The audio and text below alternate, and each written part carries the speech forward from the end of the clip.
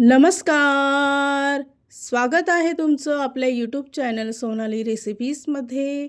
तर आजची खास रेसिपी आज आपण बनवणार आहे कुरकुरीत साबुदाण्याचे पॉपकॉर्न.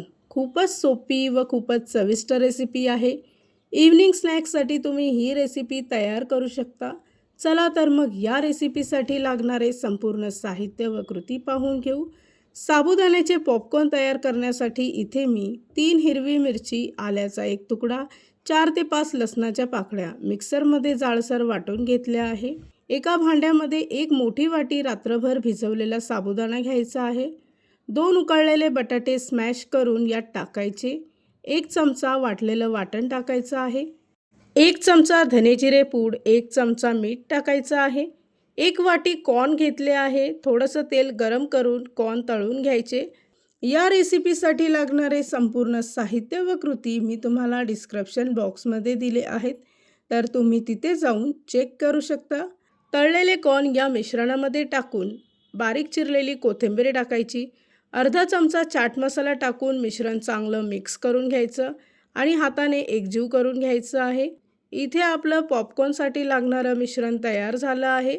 त्यानंतर छोट्या छोट्या आकाराचे गोळे तयार करायचे. दुसऱ्या बाजूला तेल गरम करून घेतलं. तेल चांगलं कडकडीत गरम झालं की 2 मिनिटासाठी सर्व पॉपकॉर्न चांगले गोल्डन ब्राऊन रंग होईपर्यंत तळून घ्यायचे आहे. 2 मिनिटांमध्येच तुम्ही इथे पाहू शकता की अतिशय कुरकुरीत असे साबुदाण्याचे पॉपकॉर्न तयार झाले आहे.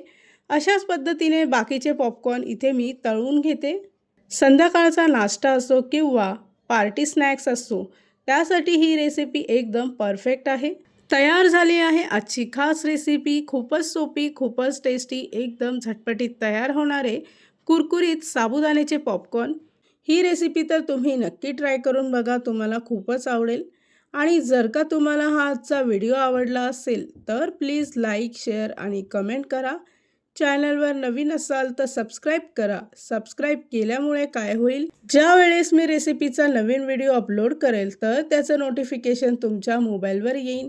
आणि पुन्हा भेटूया आपण अशीच एक रेसिपी घेऊन.